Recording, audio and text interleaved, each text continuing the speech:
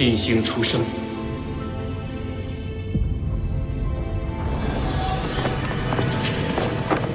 斗罗大陆将会迎来全新的变局。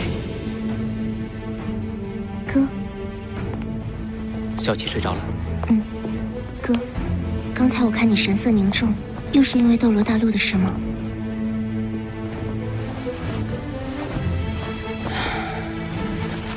神界一天，凡间一年。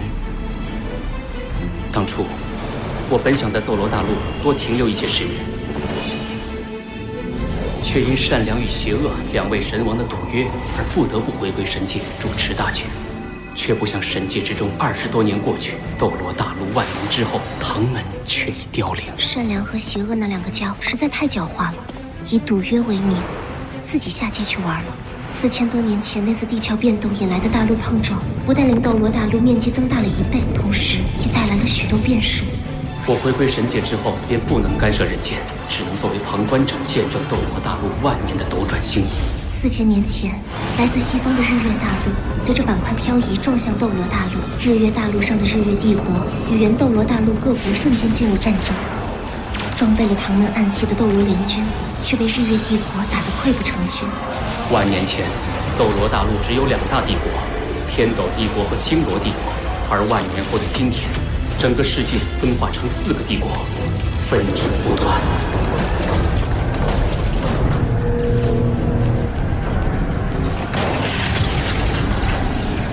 唐门也是从那时开始衰败的，在经历4000年风霜，唐门由盛而衰，已然凋零。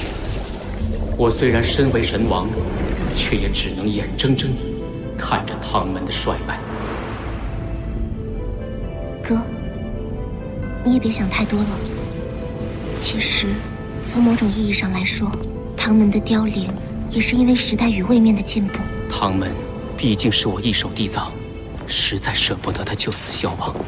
最近，斗罗大陆似乎有一颗新星应运而生，更与我唐门会有千丝万缕的关系。新星，我试图看清他的命运，却迷雾重重。总听爸爸妈妈说起斗罗大陆，似乎很好玩啊。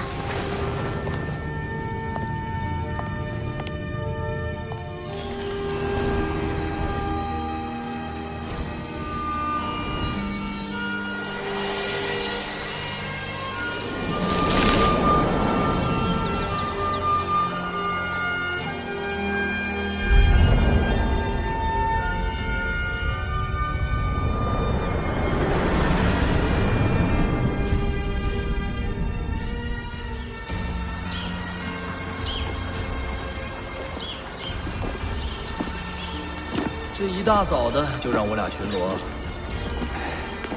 少说2句吧，早点巡完，早点休息。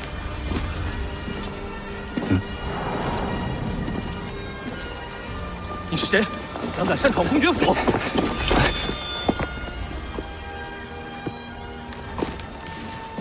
你是小公子，但我不姓戴，从今天起。我姓霍，你来是要进府吗？我是离开，永远离开这个肮脏吃人的房子。你疯了吗？知道这里的主人是谁？知道他的地位有多高贵？我很清楚，他是一个混蛋！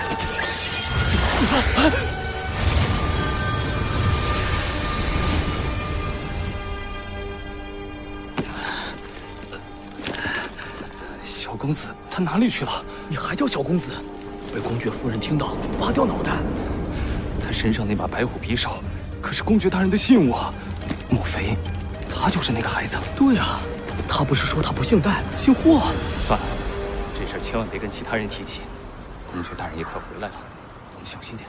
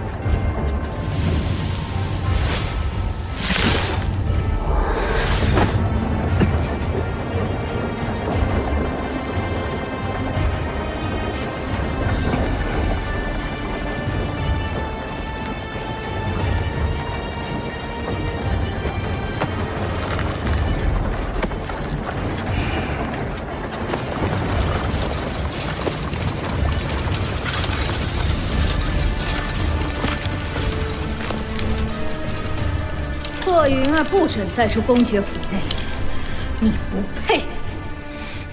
从今天起，搬到后院的柴房，那儿才是你该待的地方。还有你那个孽种，也给我滚去柴房！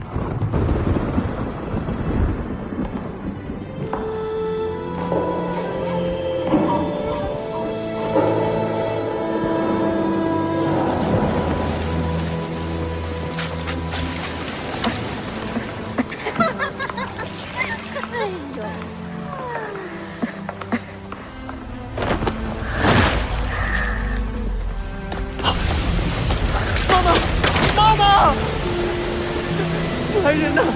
来人呐！不要哭，小宇浩。这把匕首叫做白虎匕，你是他的儿子，带着这把匕首活下去。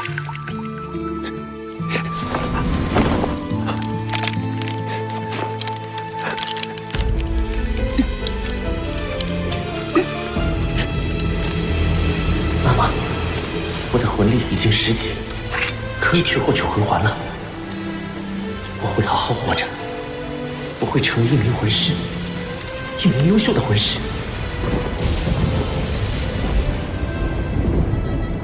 10年、20年、50年，我会用1辈子的时间来为您证明。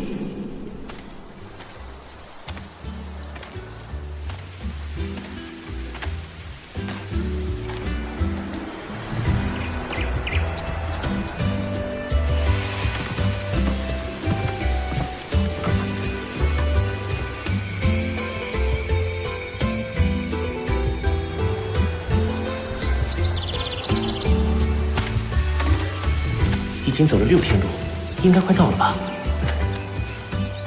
星斗大森林，斗罗大陆上最大的魂兽聚居地，在那里，我可以狩猎魂兽。魂兽死后会浮现魂环，魂环被杀死他的魂师吸收之后，能帮这个人突破修炼瓶颈。只要1个魂环，我就能从魂师突破到魂师。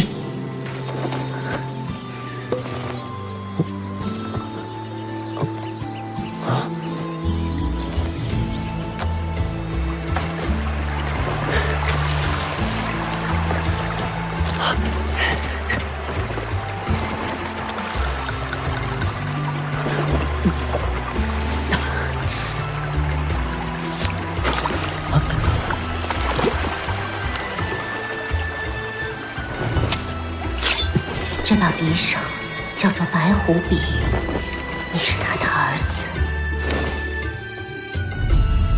我不承认。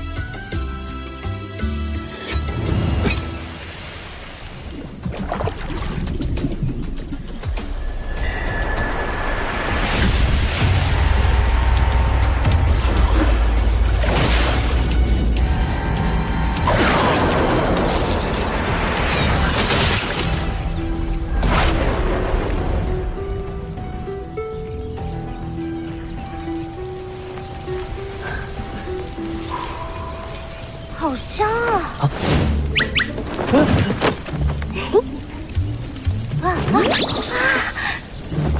小弟弟，你这烤鱼卖不卖？好香啊！你是怎么做的？我请你吃吧。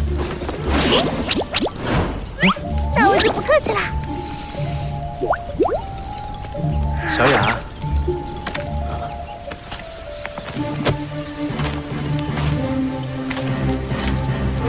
这小兄弟还没吃呢，你倒是先吃起来了。你想我什么？好啦，小雅老师送行了吧？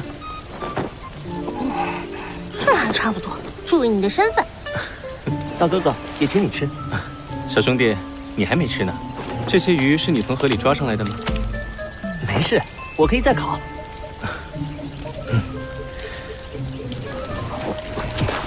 我叫贝贝，他叫唐雅。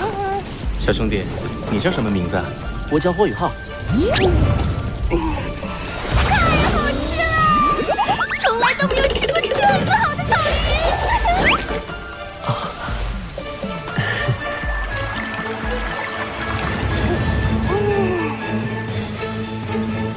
贝大哥，唐姐姐，我要先走了。霍小弟，你这是要去哪里啊？这里荒郊野外的，而且距离魂兽出没的星斗大森林不远。多谢关心。后会有期。他不会要去星斗大森林吧？我感觉到他身上有一定魂力，可能就是去猎取魂环的。他的魂力很弱，贸然闯入星斗大森林会有生命危险的。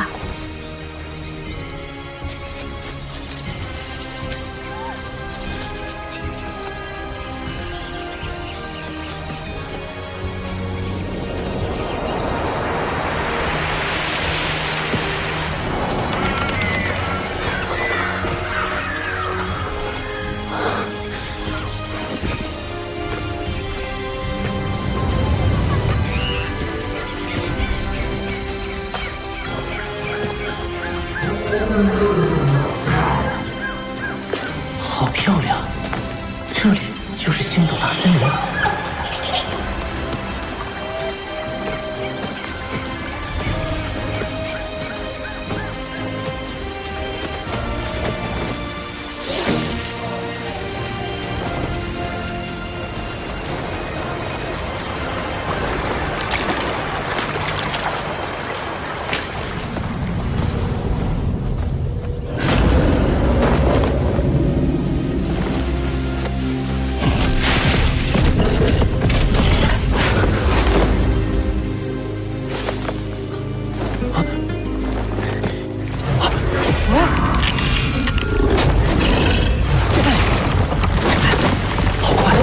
这就是魂兽吗？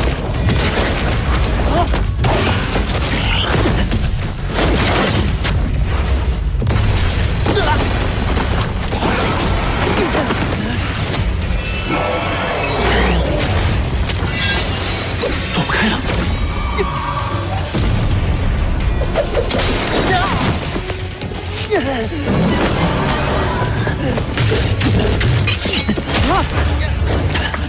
松手！放开我！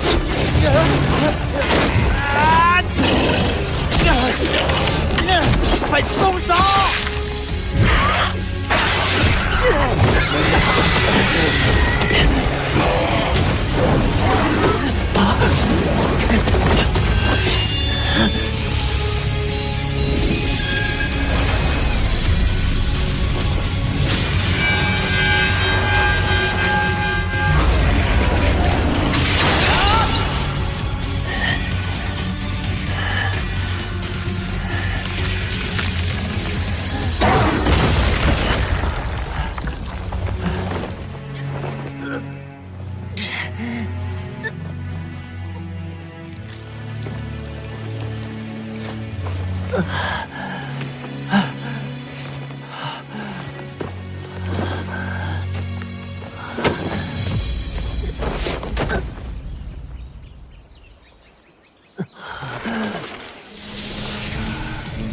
这就是魂环吗？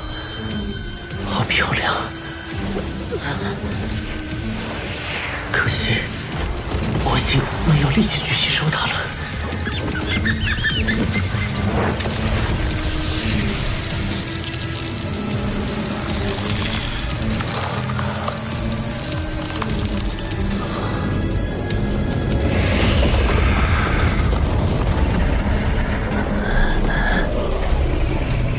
周围变得好冷。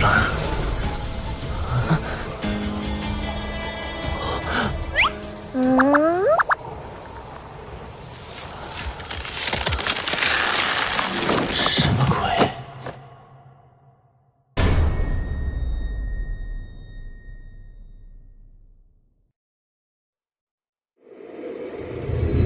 终于找到你了，精神属性的人类。但你太弱了，简直弱爆了！你的身体怎么这么脆弱？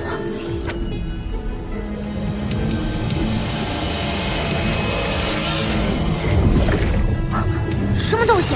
敢和哥抢人？手握日月，摘星辰，世间无我这般人。想我天母冰蚕好不容易找到一个精神属性的人类，竟然有混蛋敢跟我抢！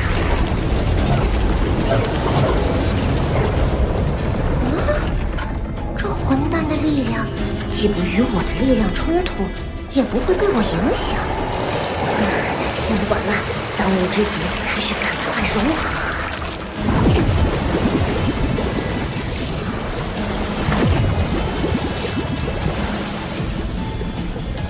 天梦冰蚕，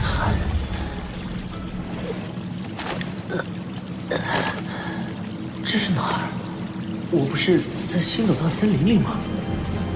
这是在你自己的意识之海中，或者说是精神之海。以后，这也是哥的家了。啊？谁在跟我说话？我是在做梦吗？做梦？要是能有这样的梦，你岂不是要美死了？我说了，这是在你的精神世界里。精神世界又是什么？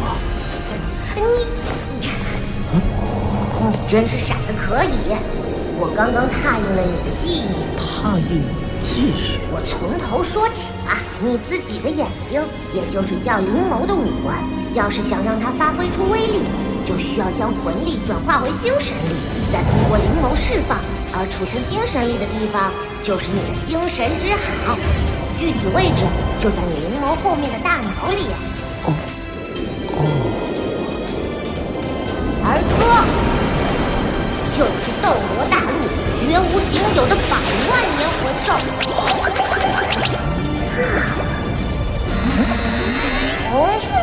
也是有史以来第1枚智慧魂环——天梦冰蚕师爷。便宜你小子！天梦冰蚕，叫我天梦哥。好吧，天梦哥。你说你是100万年魂兽，你为什么会选择我啊？不是说第1个魂环的年限不能超过400年吗？你以为我愿意选你？我是没办法，不然哥的生命就要终结了。这中间过程太过曲折，我以后再跟你讲。你看到这10个光球了吧？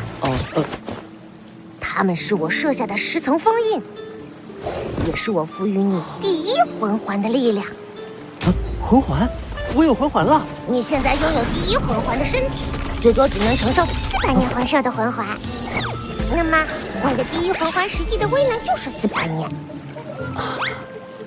等你以后突破，随着你身体承受能力的提升，魂环年份也会提升。就连以后获得的其他魂环也是如此。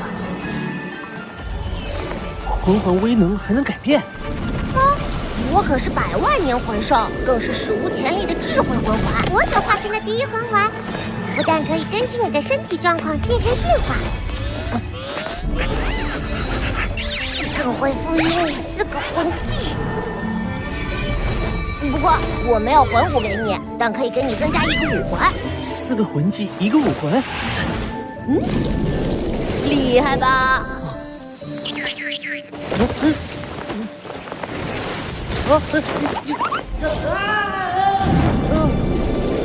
我赋予你的是冰属性的武环，但还没有形态。等你什么时候吸收了第1个冰属性魂环时，你的这个武环才会定型。所以以后在你选择魂环时，一定要慎之又慎，多听我的意见。好，那我的4个魂技又都是什么？这就要靠你自己去体悟了。但你也别高兴得太早，我赋予你的4个魂技几乎都是辅助型的，没有太多攻击能力。还有，为防贼人盯上，人前你只能说拥有1个魂技。你现在还很弱小，想要变强大，还有很长的路要走。明白了吗？明白。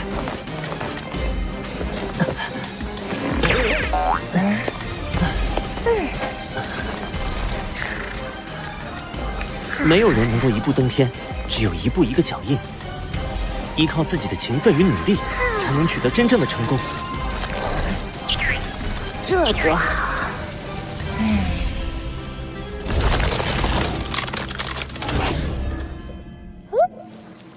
来出去。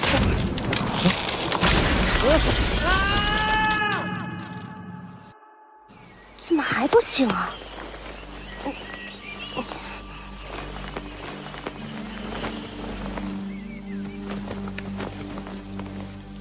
他的气血平稳，体内魂力也很正常，而且十分旺盛。应该是刚刚突破，进入了魂师级别。他的身体需要融合这部分力量，再适应突破的魂力，自然是需要时间的。可惜了，只是10年的风菲菲。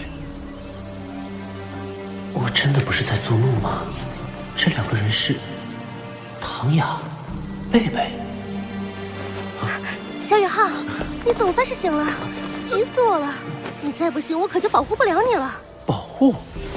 不错，有危险来了。小雅姐姐的2个魂环竟然都是100年级别的，3环，2个100年，1个1000年，最高配比。只比我大上4、5岁的贝大哥，竟然已经是30级以上的魂尊强者了。是1000年级别的曼特罗蛇，太好了，贝贝，我就要这个1000年魂兽。小雅，周围很可能还有其他魂兽，你注意保护，我自己对付他。还有，顾好雨浩。这是蓝银草。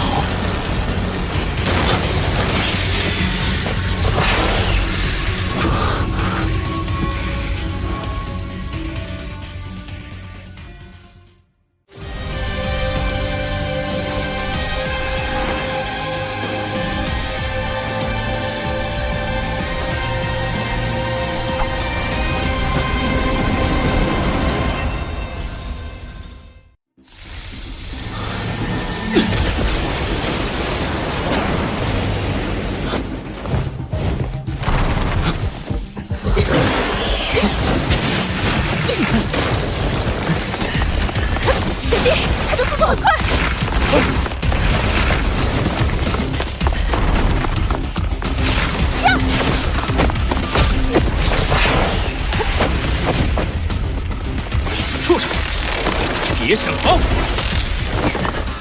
贝贝是强攻系战魂师，武魂是蓝电霸王龙，但曼陀罗蛇速度太快，不容易锁定。有生以来，除了妈妈之外，还是第一次有人护着我。精神探测和精神共享可以帮助贝贝。我要帮贝大哥，我不是贝母。第1魂技，精神探测。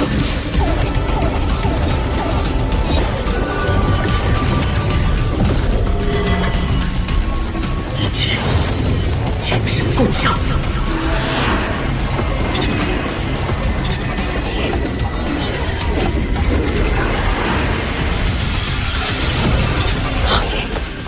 这是雨浩的魂技吗？方圆30米景物，任何细微变化都会立刻反映在大脑之中。有了这份精神探测辅助，就算对曼陀罗蛇这种极善速度的魂兽，我也能料敌极限。第2魂技，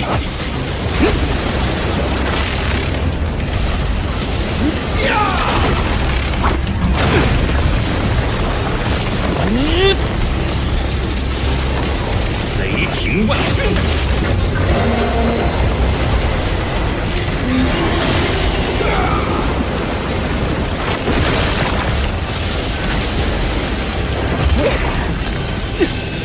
小雅，快！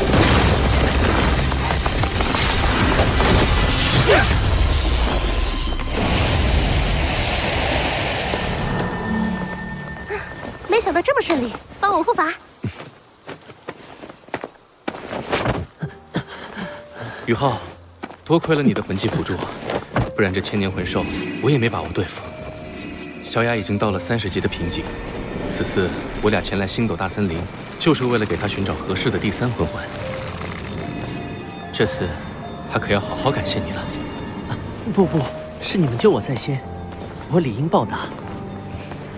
小雅姐的武魂是什么？小雅的武魂是蓝银草。蓝银草。创立唐门的海神唐三，他的武魂也是蓝银草。雨浩，你也知道海神唐三？在这片大陆，每个人应该都知道他的传说。在我很小的时候，妈妈就跟我讲过他的故事。万年以前，唐门第1任宗主唐三带领史莱克七怪，击溃了当时不可一世的武魂帝国，改变了整座斗罗大陆的格局，奠定了魂师发展的未来。而他本人，更是突破了99级封号斗罗的极限，成为不死不灭的更高存在。神奇，不错。而小雅的蓝银草虽然天赋不错，但是与那位先祖唐三的蓝银皇相比，还是有不少差距。那小雅姐是唐门当代门主。那你的魂力消耗很大，快坐下，我帮你调整呼吸。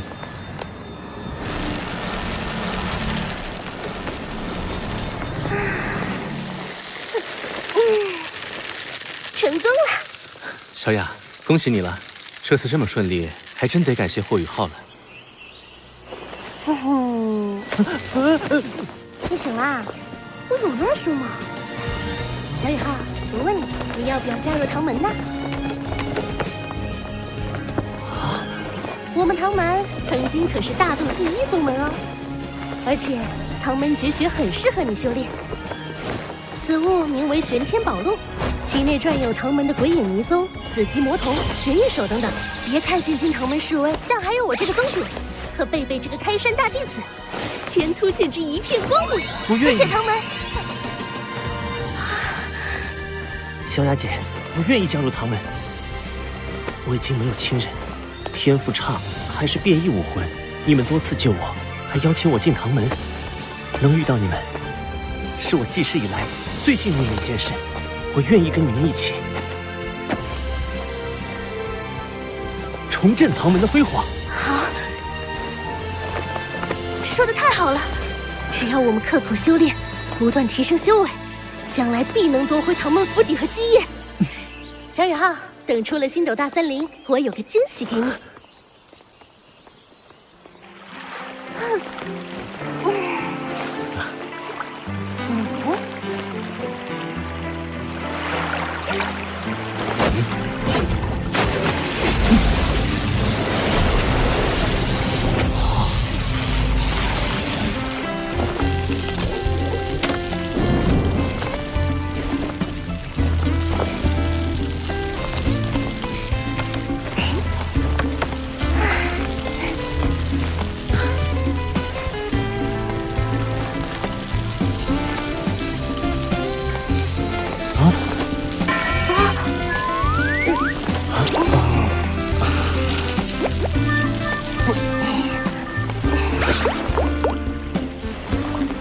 小雅老师，鱼烤好了。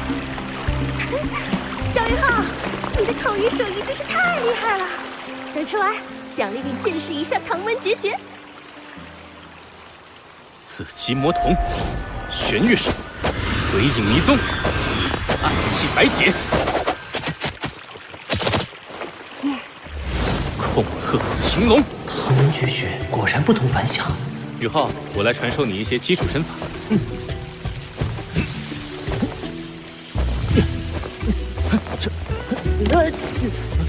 这小子行不行啊？没事，再来。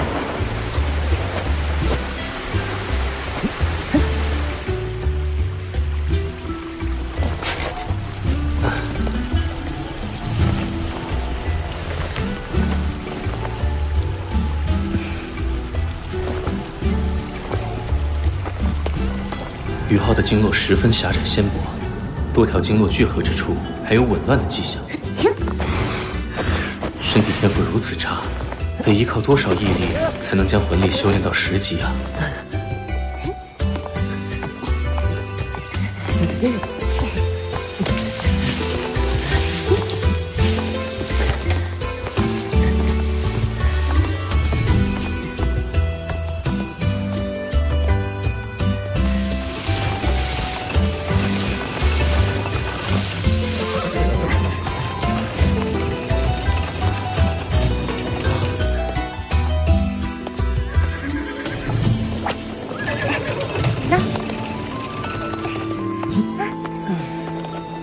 那是史莱克城，天下第一学院史莱克学院就坐落其中。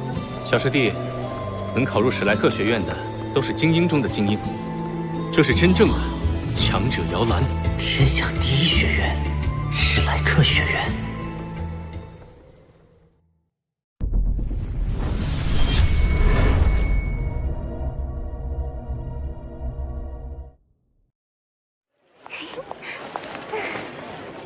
你们好慢啊！是小雅老师，你太快了。我们到了，那是史莱克城，天下第一学院史莱克学院就坐落其中。小师弟啊，能考入史莱克学院的都是精英中的精英，这是真正的强者摇篮。天下第一学院，史莱克学院。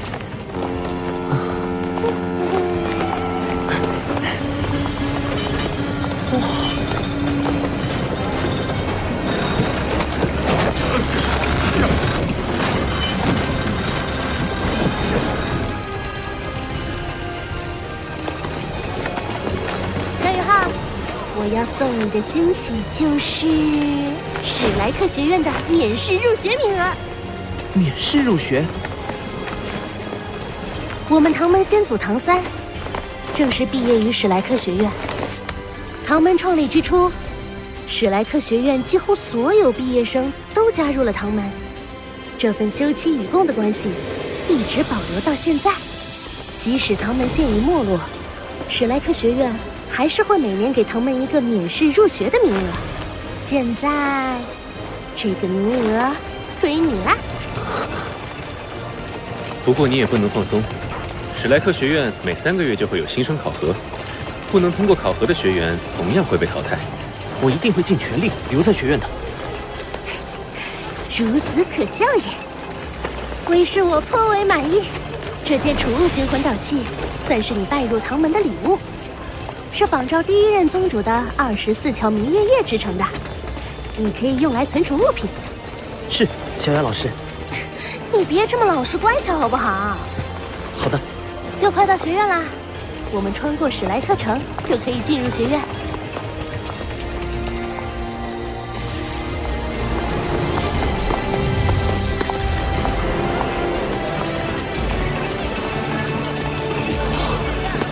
好繁华。那是魂导器。交通工具型魂导器。史莱克城的魂导器技术领先于原斗罗大陆各国，仅次于日月帝国。我在公爵府从未见过这么先进的魂导器。魂导器。史莱克学院能有如今的地位，源自于4000年前的那场战争。日月大陆与斗罗大陆相撞的那场战争吗？4000年前，来自西方的日月大陆与斗罗大陆相撞，日月大陆上的日月帝国与斗罗大陆3国瞬间进入战争。战争初期，装备着唐门暗器的3国联军被日月帝国的魂导武器打得节节败退。那也不见得唐门的暗器不如魂导器，唐门有很多威力巨大的暗器，有些甚至能威胁到神。威胁到神？我刚认识小雅的时候，她对魂导器的排斥还要强烈。不过她没吹嘘，能够威胁到神的暗器确实存在，但只有唐门先祖唐三以及神将楼高层打造过这样的暗器。普通暗器在与魂导武器的较量中，基本是落于下风的。武器差距加上指挥混乱，使得原斗罗大陆3国联军陷入危机。关键时刻，那一代史莱克学院院长登高一呼，召集了全大陆近60位封号斗罗，同时统帅3军，成功扭转战局，击溃日月帝国。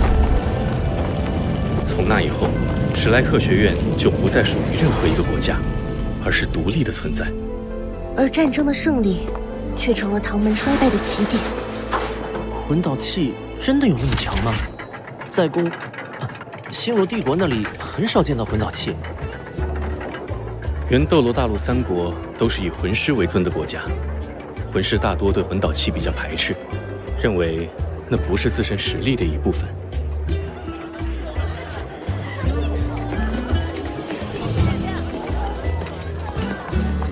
魂导器的强并不只在威力上，更在于其对魂师体系的颠覆性影响。颠覆性影响？魂导器是以魂力驱动的器具，魂力是能源，通过魂导器将能源转化、释放，能够变成水、火、电等各种元素。这样，一名火属性魂师也能使出冰属性魂技。那么，属性相克这一魂师界古老的战斗法则就不存在了。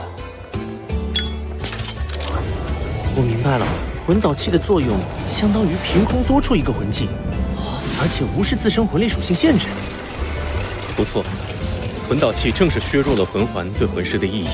现在，原斗罗大陆的民间都逐步接纳魂导器了，但贵族阶层还比较排斥。为什么民间会更容易接受呢？任何一个国家，魂师都是少数，绝大多数是魂力微弱的普通人，他们只希望改善生活，而魂导器就能做到这些。将魂力转化为推进力，就诞生了魂导车、魂导船、魂导飞空艇这样的交通工具型魂导器。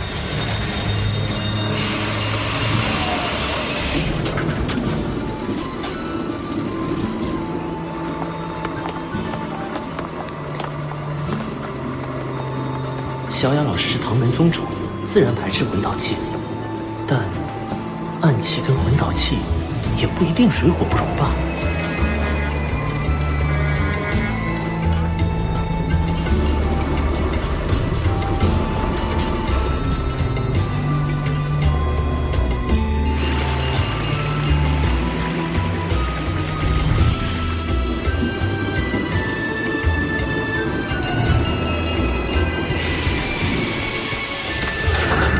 我们到了。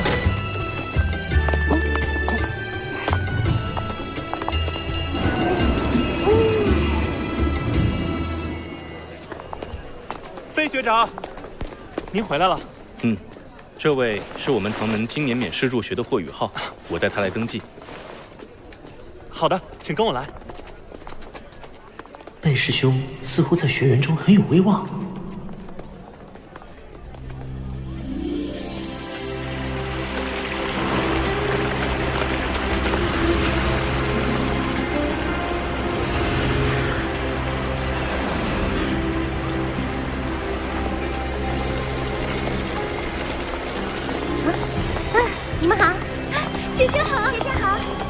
这7位就是铸就史莱克学院最初辉煌的史莱克7怪了。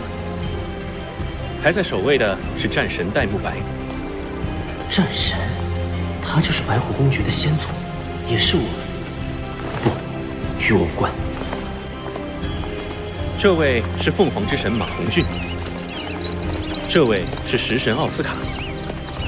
左边第1位就是咱们唐门先祖的妻子，共享修罗神神旗的小舞。在他后面的是速度之神朱竹清，是战神戴沐白的妻子。再后面是有着最强辅助魂师称号的九彩神女宁荣荣，她是食神的妻子。中间这位就是咱们唐门的先祖，修罗神和海神双神一体的唐三了。好阴武，就算雕像也能散发出一股威严神韵。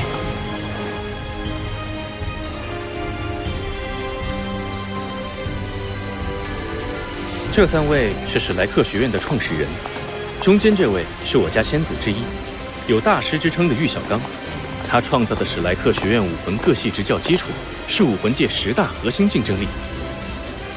大师的右手边是他的妻子刘二龙，另一位则是他的挚友，史莱克学院首任院长弗兰德。他们3人并称为黄金铁三角。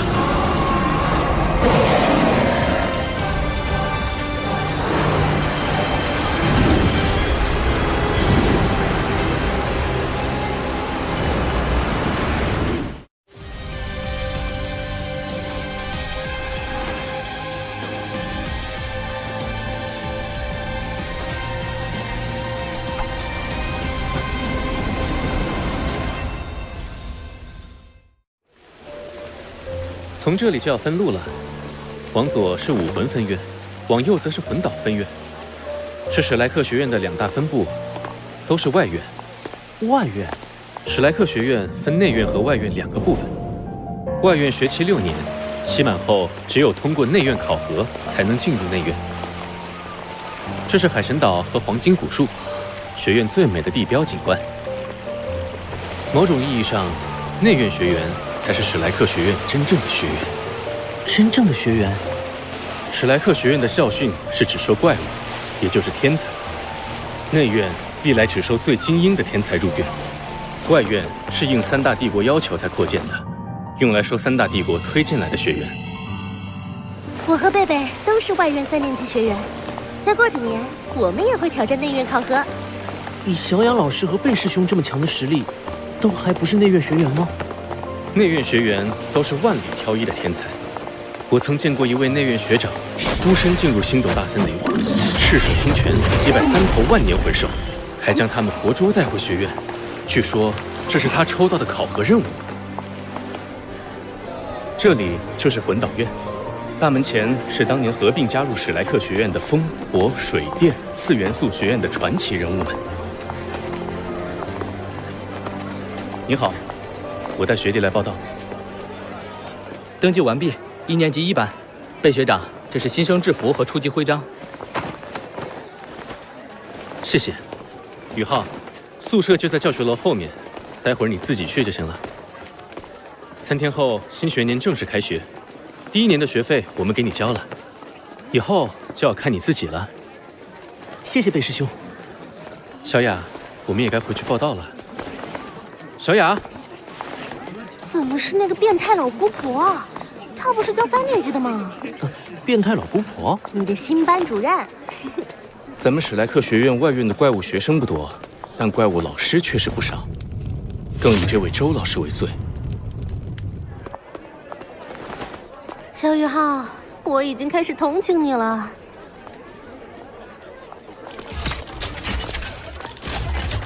欢迎来到新生宿舍。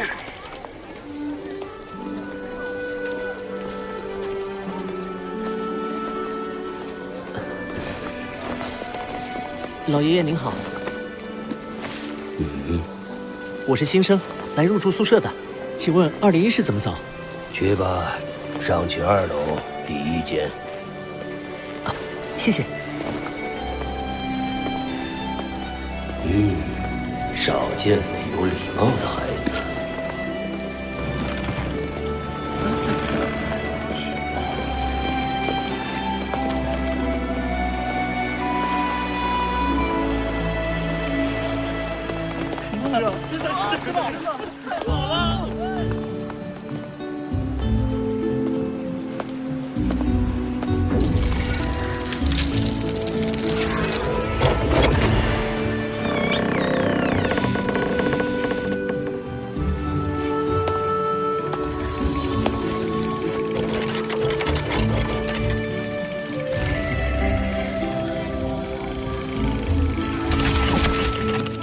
欢迎201的新生霍宇浩入住史莱克学院。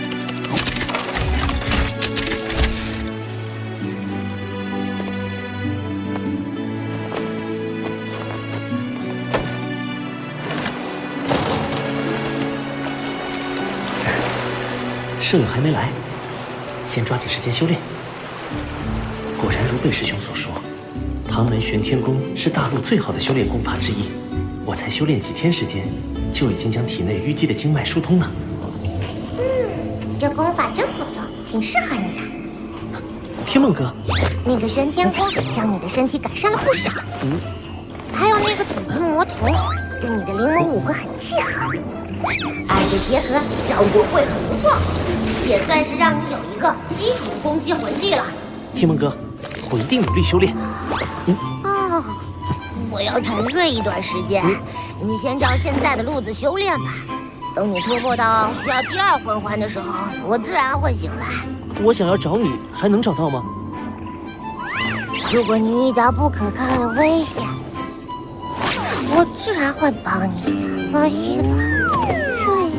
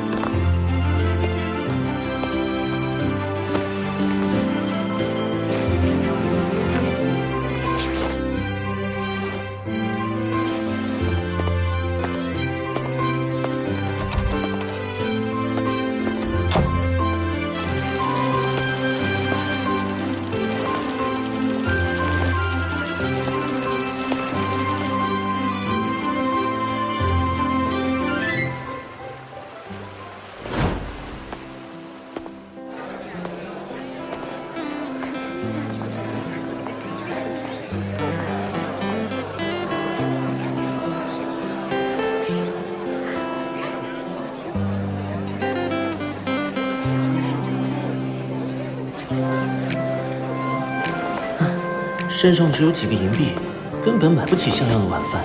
贝师兄说，学院会定期发放一些任务给学员，奖励还很丰厚。等开学后，我就去接一些任务。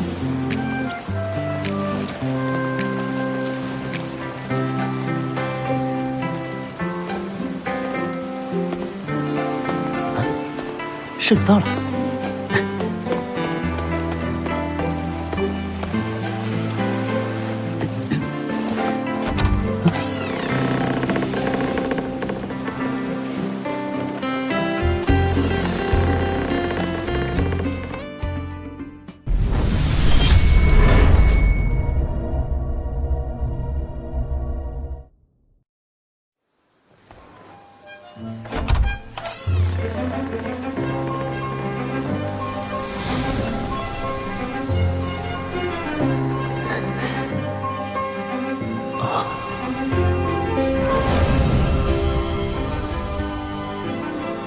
你好，我是你的舍友。让开。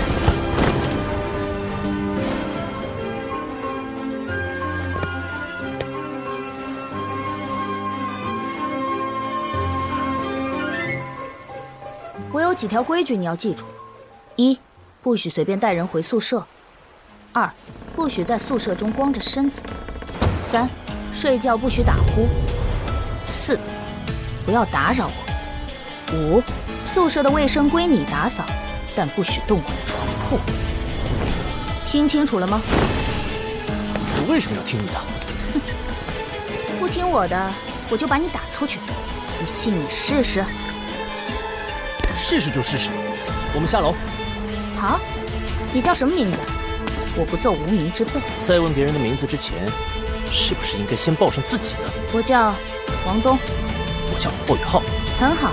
我想你的名字很快就要在史莱克学院消失了。走吧，笨蛋。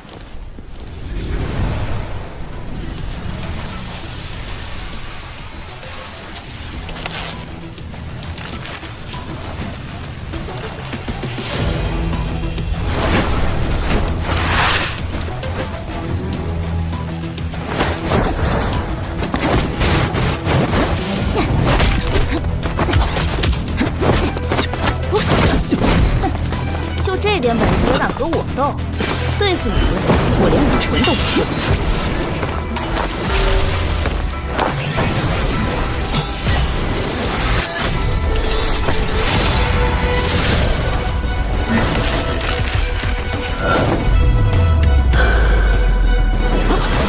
这孩子身体素质还是太弱了。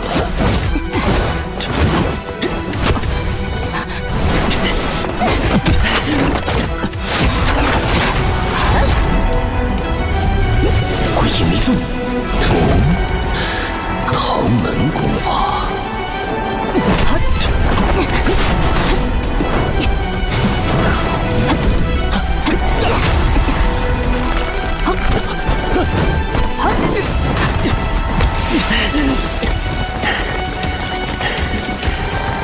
不行，这样下去一定会败。玄玉手。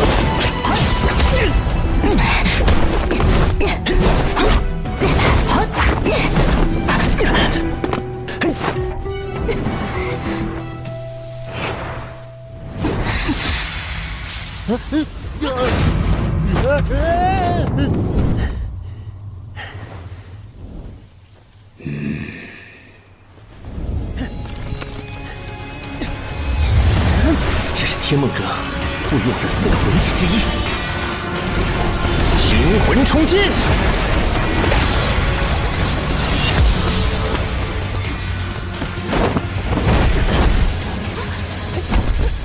服不服？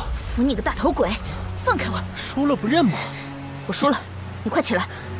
刚才我要是用刀，你已经死了。你之前说的5条，我不是不能做到，但不是因为你的威胁，而是出于对室友的尊重。我知道，你要是用武魂的话，我肯定不是你的对手。但是你记住，不要再侮辱我。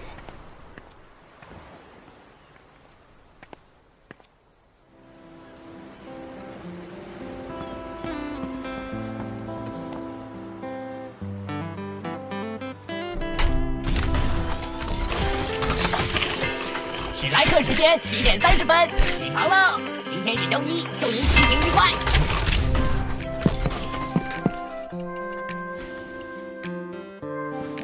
喂，今天开课了，你还傻坐在这儿吗？现在就开课了吗？还有半个时辰吧。哦，那我再修炼一会儿。真是个疯子。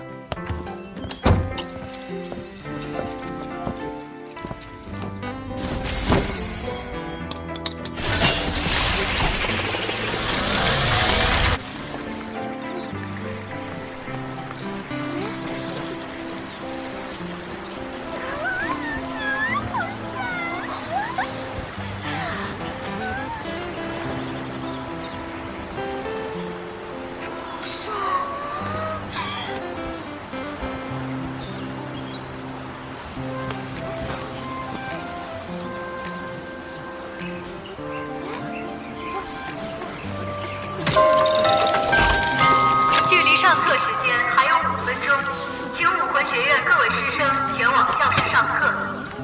即将到达上课时间，请武魂学院各位师生抓紧时间。即将到达上课时间，迟到者禁止入内。距离上课时间还有最后5秒钟。5、4、3、2、1，时间到。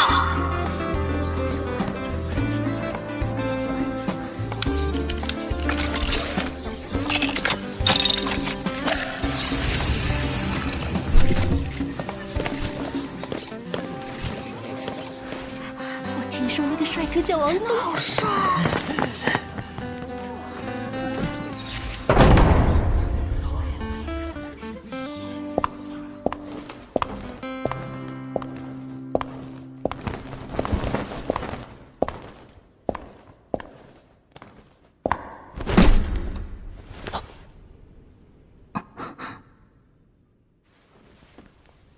我叫周一，是你们的班主任。在我的班级，一切垃圾都不可能通过考核。我要培养的是怪物，不是蠢货。报名这几天打过架的人起立。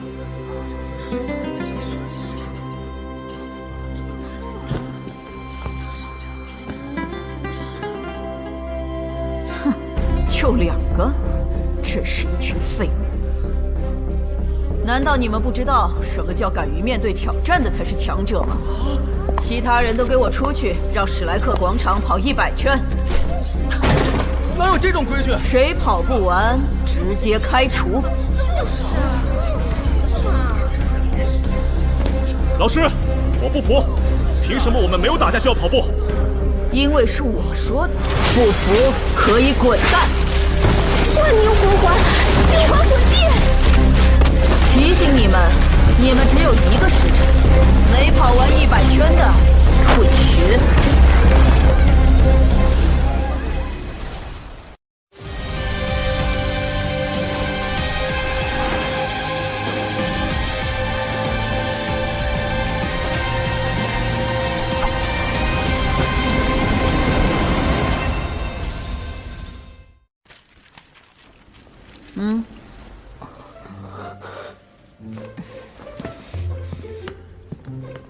总算还有2个有点血性的孩子。说吧，你们是跟谁打架？又是为什么打架？报告老师，我们是室友，因为一点小事起了矛盾。哦，还是室友，打得好，室友打架最好了，这样就有了竞争，还能共同进步。不过现在嘛，你们也可以去跑步了。老师，您不是说我们俩有血性吗？可我没说过你们不用跑步啊！记住，你们跑100圈的结束时间和其他人一样。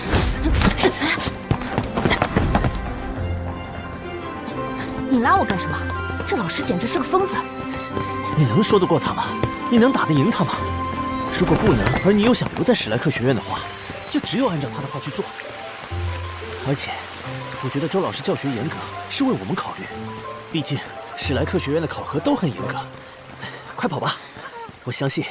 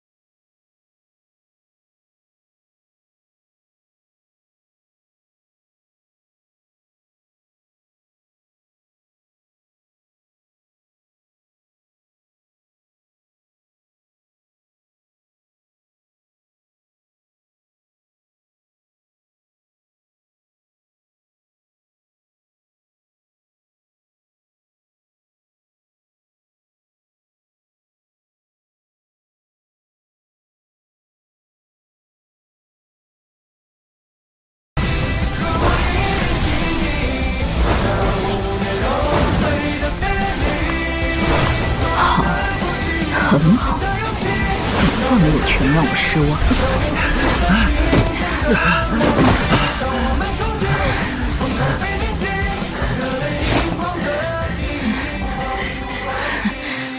我念到名字的人都可以收拾行李离开学院了。程程、邱建饶、唐刀、上官陈天、林泽宇、诸葛云、泰隆、唐林、云小飘。老师，为什么我明明按你的要求跑完了？跑完了？在刚开始跑步的时候，因为我尚未到史莱克广场，你偷偷骑了2圈，因此你跑了98圈。可是，你也不能因此就开除我呀！史莱克学院培养的是怪物，是斗士，必定不是圆滑投机的普通人。有实力却没有良好正直的心态，培养成才后带给任何国家的都只会是灾难，而不是帮助。你不配成为史莱克学院的学员，收拾东西滚蛋！我点出的这9个人，全都是在跑步期间偷奸耍滑的。不服气的话，尽管去教务处告我。老师，他是在别人帮助下他跑完的，为什么没有被淘汰？我之前并没有说过不许相互帮助，如果在跑步过程中有人愿意帮你也可以，但有人帮你吗？快滚！剩下的人都回教室上课。这老太婆也太狠了。谢了，如果不是你，我恐怕也……别谢，如果不是和我打架被老师留下浪费了时间，你自己也能完成。我们现在开始上课。霍雨浩，起立。周老师，报出你的魂力等级。是，我的魂力是11级。11级？他怎么进来的？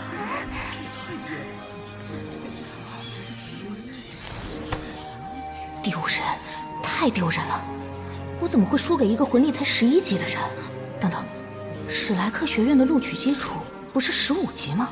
不错，霍雨浩的魂力只有11级，他是学院的特邀生，但这也是特邀生唯一的魄力。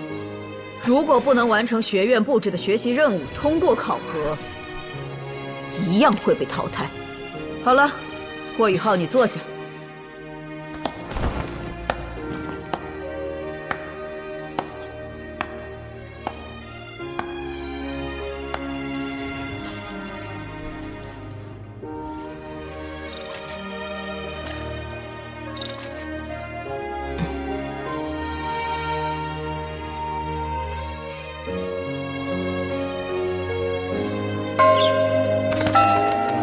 下午开始身体素质训练，下课。